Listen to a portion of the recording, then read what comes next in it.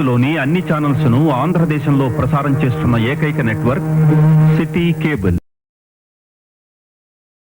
నమస్తే, welcome to city cable news with Akhila. Bulletin లో ముందుగా హెడ్లైన్స్.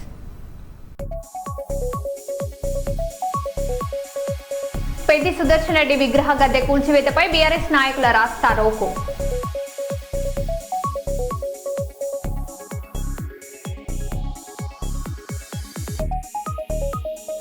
మెగా డీఎస్పీపై వైసీపీ నిరసనలు. కర్నూలులో పోలీసులతో వాగ్వాదం.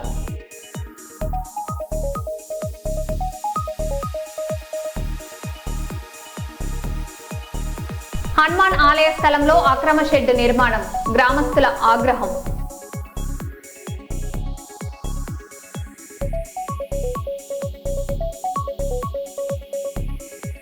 కర్నూలులో హత్యపై మంత్రి టీజీ భరత్ ఫైర్, వైసీపీ కుట్ర అంటూ ఆరోపణలు.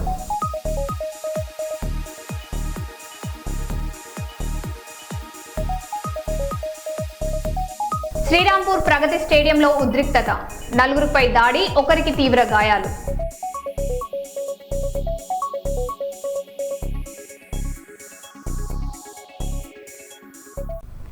ఇక వివరాల్లోకి వెళ్తే, పెద్ది సుదర్శన్ రెడ్డి కుటుంబానికి బీఆర్ఎస్ అధినేత కేసీఆర్ భరోసా కల్పించారు. పెద్ది భౌతికంగా మన మధ్య లేకపోయినా కుటుంబానికి పెద్దన్నగా అండగా ఉంటారని ధైర్యం చెప్పారు.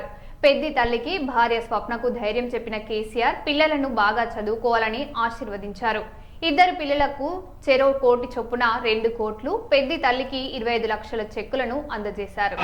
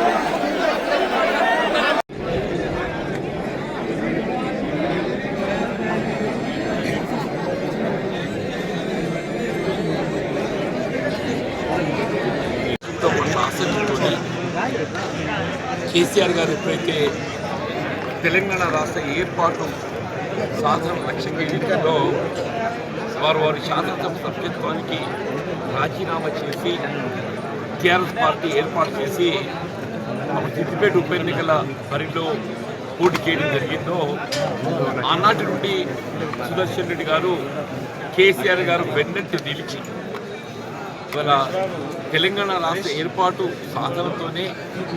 ఏర్పాటుతోనే తెలంగాణ రాష్ట్ర భవిష్యత్తు ముడిపడి ఉంది, ఈ ప్రాంత భవిష్యత్తు ముడిపడి ఉంది అనేటువంటి ఒక భావనతోని కేసీఆర్ గారి యొక్క ఆలోచన విధానానికి అనుగుణంగా వారు ఏదైతుందో అసలు ఆయన లక్ష్యం ఒకే తెలంగాణ రాష్ట్ర సాధన అనేది వారి లక్ష్యంగా ఎంచుకొని వారు ఏదైతుందో కార్యసాధకుడుగా కేసీఆర్ గారు సూచన వారు ఏం చేసినా కానీ వారి సూచనకు అనుగుణంగా క్రియాశీలకంగా కార్యక్రమాలు అమలు చేసేటటువంటి తెలంగాణ రాష్ట్రం ఏర్పాటు కాబడటం అంతవరకు ఏదైతే వారి వ్యక్తిగత జీవితాన్ని కూడా పక్కన పెట్టారు. తెలంగాణ రాష్ట్రం ఏర్పాటు కాబడేంత వరకు వారి వ్యక్తిగత కుటుంబ జీవితాన్ని కూడా పక్కన పెట్టారు. తెలంగాణ రాష్ట్ర ఏర్పాటుతోనే తాను సాంసారిక జీవితం కుటుంబం ఏర్పాటు చేసుకుని దొరుకుతుందనేటువంటి యొక్క మరి ప్రతిజ్ఞ అనేది మామూలు విషయం కాదే. అనే తెలంగాణ రాష్ట్రం ఏర్పాటు కాబట్టి తదుపరి వైవాహిక జీవితంలోకి అడుగుపెట్టడం. సరే అప్పుడు 2014 ఎన్నికల్లో ఆశించిన ఫలితం ఎన్నికల రిజల్ట్ పొందలేకపోయినప్పటికీ కేసీఆర్ గారు వారి పట్ల మరి వారి నాయకత్వం పట్ల వారి యొక్క సేవలను దృష్టిలో ఉంచుకొని వారికి ఒక సివిల్ సప్లైస్ కార్పొరేషన్గా బాధ్యతలు అప్పగించారు. వారు పౌర సరఫరా కార్పొరేషన్ అధ్యక్షుడు ఏదైతున్నదో ఇప్పుడు ఈ నిత్యావసర వస్తువుల పంపిణీ కానీ ప్యాడీ ప్రొక్యూర్మెంటే కానీ రాష్ట్ర స్థాయిలో ఏదైతుందో రైతాంగానికి తోడు నిలబడినది. సరే తదుపరి 2018లో వారు ఎమ్మెల్యేగా గెలిచి రావటం, అప్పుడు 5 సంవత్సరాల కాలం ఏదైతుందో ఈ ప్రాంత ప్రజానీకానికి అందుబాటులో ఉండి కేసీఆర్ గారి యొక్క ఆలోచన కార్యరూపం ఇవ్వడంలో మొదటి కూడా చూపించేటట్టు. తన ఎన్నికల్లో గెలవడం మూడటం అనేది సహజమే. మొదటి ఎన్నికల్లో మళ్ళీ తిరిగి సానుకూల ఫలితం పొందలేకపోయినప్పటికీ కూడా వీళ్ళు ఒక ప్రతిపక్ష పార్టీగా చెప్పంటారు. టీఆర్ఎస్ పార్టీ వీళ్ళు ఒక ప్రతిపక్ష పార్టీ.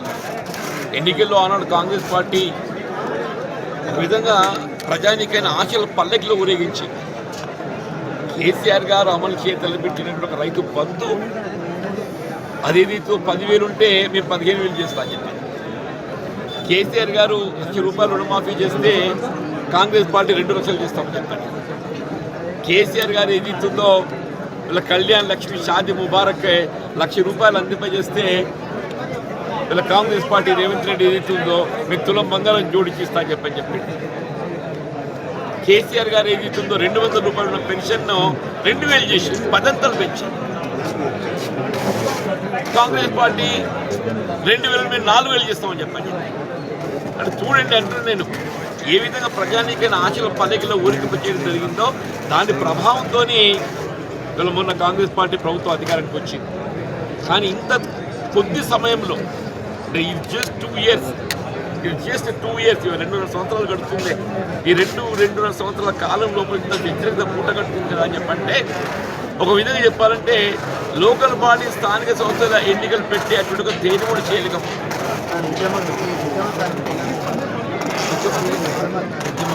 అరే డెఫినెట్లీ ఆయన ఉద్యోగం ఫలితం ఇవ్వాలి ఏదైతుందో తెలంగాణ రాష్ట్రం ఏర్పాటు కార్యరూపం దాల్చిందని చెప్పక తప్పదని చెప్పండి. ఆయన ఆరంభం నుండి కూడా కేసీఆర్ ఒక ఆలోచన విధానానికి కార్యరూపం ఇవ్వడానికి వరకు ఆయన పూర్తి చేసినటువంటి యొక్క కార్యదీక్ష పరుడు పెద్ద సుదర్శన్ రెడ్డి గారని చెప్పండి. అలాంటి వాడికి వారితో వ్యక్తిగతంగా పెద్ద పరిచయం లేకున్నప్పటికీ వారి జీవితాన్ని గమనించినటువంటి వారిని చెప్పండి. నేను ఒకప్పుడు కాంగ్రెస్ పార్టీలో ఉన్న నేను కాంగ్రెస్ పార్టీలో ఆయన టీఆర్ఎస్ పార్టీలో ఆయన పోషించిన పాత్రను నేను గమనించమని చెప్పంటాను. నేను ఆయన పోషించిన పాత్రను గమనించమని చెప్పంటాను నేను. అందుకే వాళ్ళు ఇంత ప్రజా యొక్క సందోహం ప్రజల్లో ఏదైతుందో వారి పట్ల చూపెడుతున్నటువంటి అభిమానం ఇది బహుశా ఏ రాజకీయ నాయకుని కూడా మనం చూడలేమని చెప్పంటే మేము పెద్ద సుదర్శన్ గారి పట్ల చూపెడుతున్న అభిమానం ఏదైతుందో ఇతర రాజకీయ నాయకుల పట్ల ఏదైతుందో చూపెట్టి మనం పొందడం అనేది మామూలు విషయం కాదు. ఏదైనా వారి ఆత్మకు శాంతి చేకూరాలని చెప్పని వారి కుటుంబానికి ప్రగాఢ సానుభూతిని తెలియజేస్తూ ఆ భగవంతుడు ఏదైతున్నదో ఆ కుటుంబానికి తోడు నిలవాలి. తప్పకుండా ఏదైతుందో పెద్ది సుదర్శన్ రెడ్డి గారి యొక్క ఆలోచన విధానం ఆశయాలకు అనుగుణంగా వారి సత్యమని కూడా ఏదైతుందో ప్రజా జీవితంలో ఉన్నది కాబట్టి తప్పకుండా ఆమె ముందుకు వస్తుంది. ఆమెకు ఏదైతుందో భగవంతుడి కృప లభిస్తుందని చెప్పిన యొక్క భావన వ్యక్తం చేస్తుంది.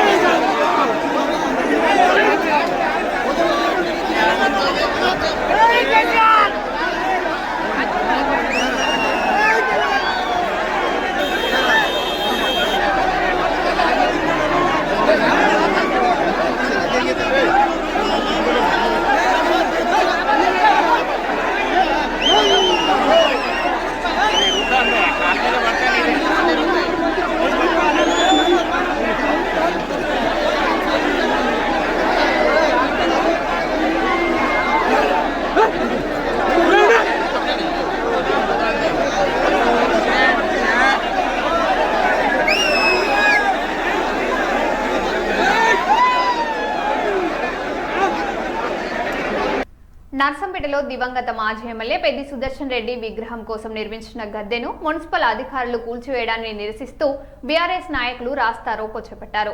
అంబేద్కర్ సెంటర్లో మాజీ మంత్రి ఎర్రబెల్లి దయాకర్ రావు, మాజీ ఎంపీ బోయినపల్లి వినోద్ కుమార్ ఆధ్వర్యంలో ఆందోళన నిర్వహించారు. గద్దె కూల్చివేతను ఖండిస్తూ ప్రభుత్వానికి వ్యతిరేకంగా నినాదాలు చేశారు. ప్రజల మనోభావాలను గౌరవించాలని నాయకులు డిమాండ్ చేశారు.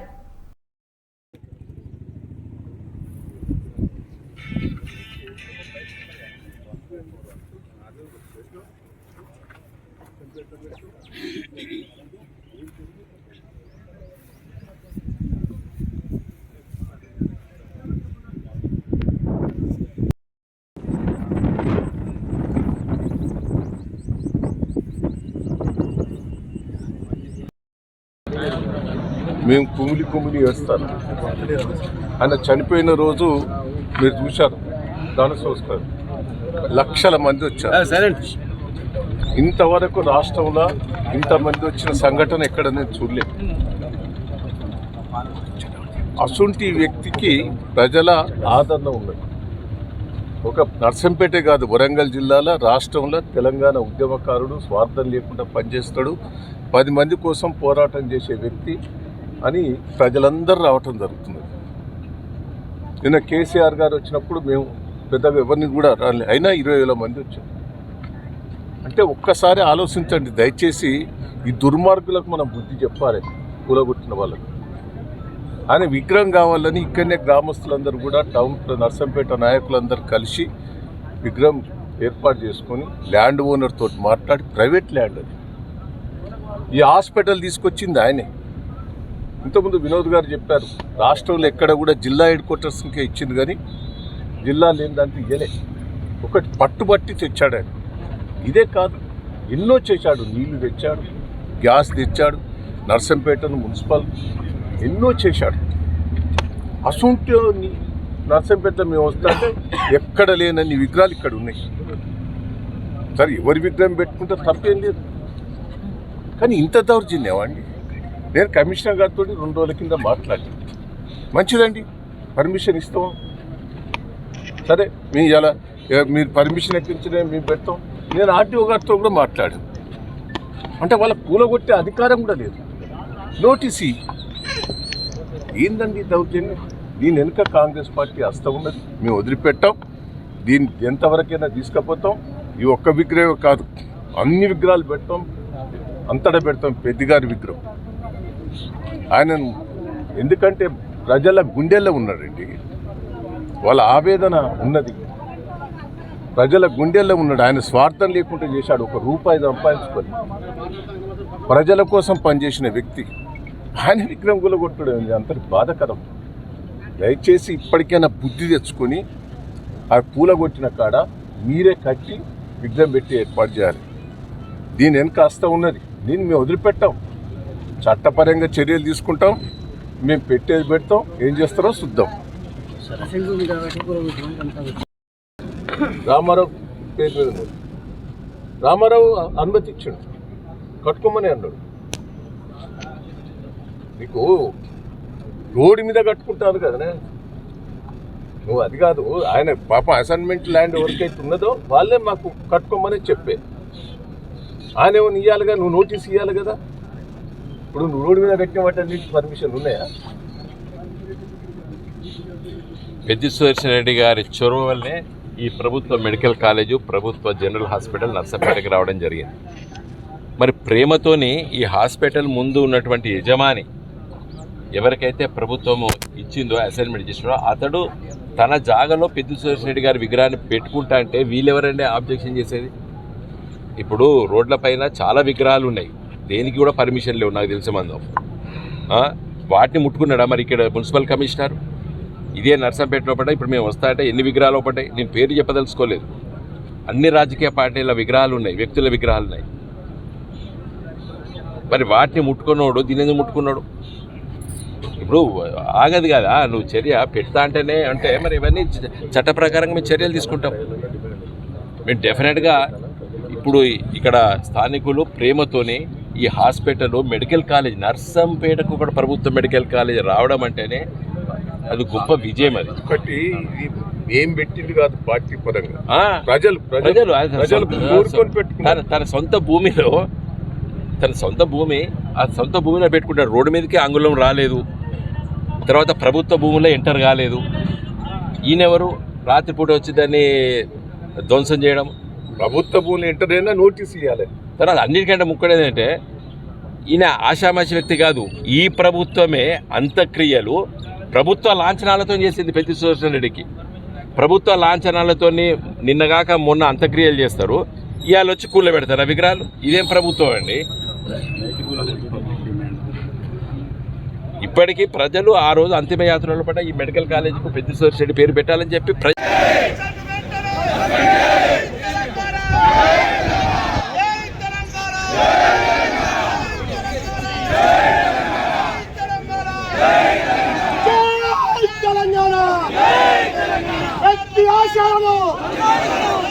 ఆశయాలను నామకరణం చేపట్టాలి. మెడికల్ కళాశాల పేరు నామకరణం.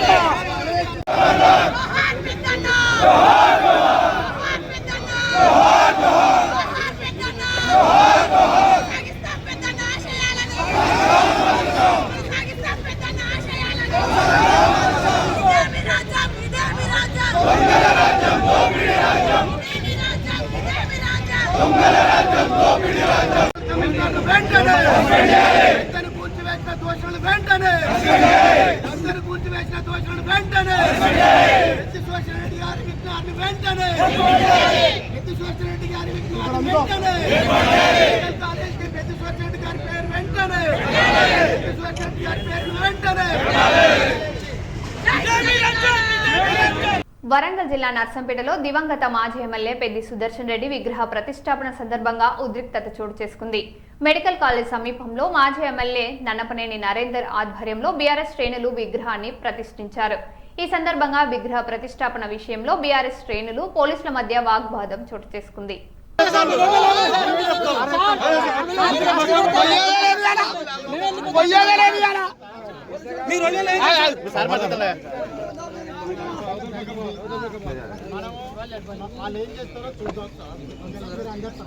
పక్కకుంటామన్నా పక్కకుంటాం కనుక్కొని పోయేది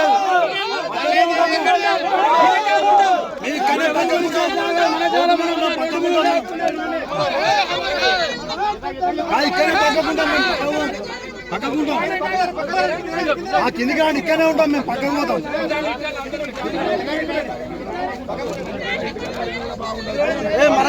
మళ్ళా పని చేయిస్తాడు సారు లేదా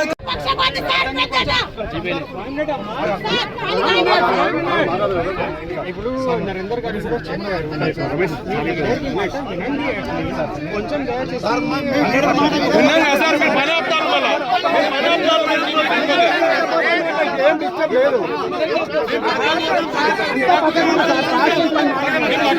మీరు ఆపకుండా పని మీరు ఎందుకు వస్తున్నారు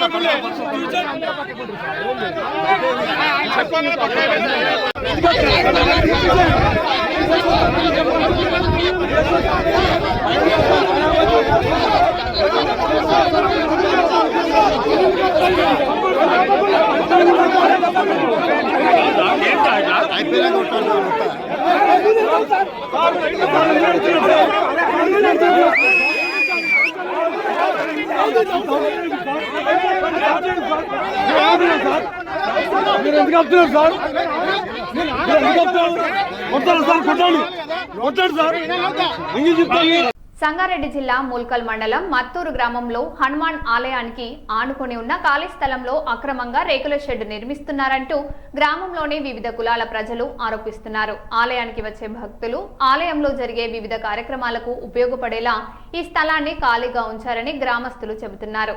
అయితే కొంతమంది రాజకీయ కారణాలతో స్థలాన్ని ఆక్రమించి షెడ్ నిర్మాణం చేపడుతున్నారని వారు ఆరోపించారు. ఈ విషయంపై గతంలోనే తహసీల్దార్కు వినతి పత్రం అందజేశామని, ఇప్పటికైనా అధికారులు సమగ్ర విచారణ జరిపి ఆలయ స్థలాన్ని కాపాడాలని గ్రామస్తులు డిమాండ్ చేస్తున్నారు.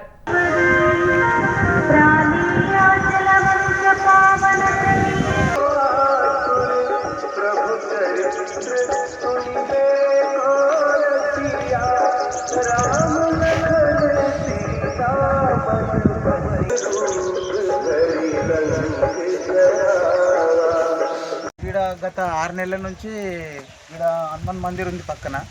అక్కడ వీళ్ళు మా హిందువులలోనే కొంతమందికి సర్పంచ్ కూటమయ్యి ఈ జాగాను కబ్జా చేసి మా హిందువులలోనే బీసీల దాంట్లో ఒక 10-20 మందికి వంట సామాగ్రి కోసం గుడి పక్కన వీళ్ళు షెడ్ వేసి దాంట్లో సామాగ్రి పెట్టడం కోసం జాగా కబ్జా చేయించి సర్పంచ్తో కూటమై ఇది కట్టడం జరుగుతుంది.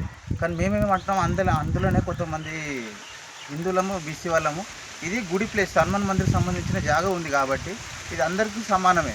హిందువులు కానీ ఎస్సీలు కానీ హిందువులకు అందరికి సంబంధించిన జాగా ఉంది కాబట్టి ఇది గుడి పేరు మీదనే ఉండాలని మేము ఎంఆర్ఓ గారికి, పోలీస్ స్టేషన్ల కలెక్టర్ గారికి, సిఇఓ గారికి, మినిస్టర్ దామోదర్ సార్ దగ్గర కూడా వెళ్ళినాం. ఆయన ఆపేపించినాక మళ్ళీ నిన్నగాక మొన్న ఇది మళ్ళీ స్టార్ట్ చేసి ఇట్లా పని జరుగుతుంది. కాబట్టి ఈ వర్క్ను ఇమ్మీడియట్గా ఆపేసి మన గుడి జాగా మొత్తం గుడి పేరున ఉంచాలని కోరుతున్నాం. మా మినిస్టర్ సాబు ఏం చెప్తున్నాడు కానీ మీరు ఏమనుకుంటారు అంటే సర్పంచ్ మేము చెప్పినాము, సార్ చెప్పిన అంటుండు. 6 నెలల క్రితం మేము పోయినాము, సార్ దగ్గర ఆఫీస్ ఇచ్చినాము, ఆగిపోయింది. ఎస్ఐ దగ్గరికి పోయినాము, సిఐ దగ్గరికి పోయినాము, కలెక్టర్ దగ్గరికి పోయినాము, అందరి దగ్గరికి పోయినాము. గుడి గురించి సార్ కూడా చెప్పిండు ఆల్రెడీగా. సార్ చెప్పకుండా మీరు ఏమి చెప్తున్నాడు సర్పంచ్, నేను చెప్పిండు సార్ చెప్పిండు చెప్తుండు, ఒట్టిగా పుకారు చేసి చెప్తుండు. ఇదంతా వేస్ట్ పని. ఈ పని మాత్రం ఆపి అలా అవసరం అనుకుంటే వేరే చేయాలి కట్టుకోమని మాకు అభ్యంతరం లేదు. గుడి యూత్ అందరికి అవసరం ఉంది. ఇది ఒక క్యాస్టే కాదు, తాకరి మంగళ కొమ్మరి అన్ని కులాలకు వస్తుంది. అందుకే అందరు కావాలని కోరుకుంటున్నారు. ఇక దాన్ని బట్టి పెద్ద మనుషులు ఏం నిర్ణయం చేస్తారు. ఈ గుడి స్థలము ఇప్పుడు కబ్జా చేసినాకు రేపు పొద్దున మనం భవిష్యత్తులో మనం ఏం చేయలేము. ఇదే ఇప్పుడు మనం ముందుకు ఇంకా భవిష్యత్తు వస్తుంది. గుడి గురించి చేయవాలి. కుల నాయకులు చేస్తుండొచ్చు. రేపు తావు లేకపోతే ఏం చేస్తాం మేడం, ఏం చేయని పరిస్థితి. ఈ గుడి గురించి అని ఈ గుడికే ఉండాలి తావు అని కోరుకుంటున్నాం. కాదనుకుంటే వేరే జాగా ఉంది కదా, వాళ్ళు చూపిపోతే ఎందుకు పెడతాయి జాగా అంటే వాళ్ళకి చూసుకోండి. మస్తు జాగా ఉంది అక్కడ చూపెడతాం, దాన్ని కట్టుకుని వాళ్ళ ఇష్టం సొంత అవసరాల గురించి. కానీ ఇక్కడ మాకు గుడి ఇక్కడ మాత్రం గుడికే ఉండాలి జాగా. ఇది హనుమాన్ టెంపుల్ సంబంధించిన స్థలము. ఈ స్థలాన్ని ఈ టెంపుల్కే ఉండాలి. ఈ సంఘాలకు లింగాల కంటే వేరే స్థాన స్థలాలు 13 ఎకరాల దాకా ఉన్నాయి, అక్కడ కట్టుకోమన్నదే అని సార్ దగ్గర దాకా పోయినాము. మినిస్టర్ సార్ తోటి పెట్టినాము. ఆల్రెడీ మినిస్టర్ సారే సిఐకి ఫోన్ చేసి దాన్ని ఆపేయమని చెప్పిండు. మరో బులెటిన్లో మళ్ళీ కలుద్దాం. Stay tune.